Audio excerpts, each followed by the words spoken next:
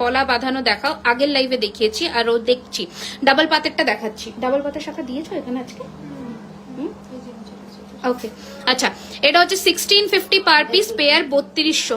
Size available, all size available 24 থেকে 28, 24 থেকে 28, 24 থেকে 28।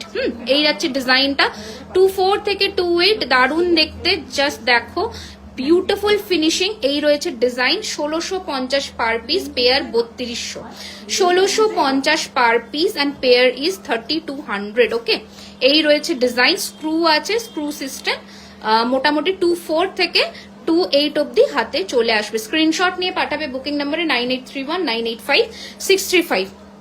আমার চুটটা খুলবো না, কারণ অলরেডি পরে আছে, আর খুলবো না, আবার পরতে ঝামেলা।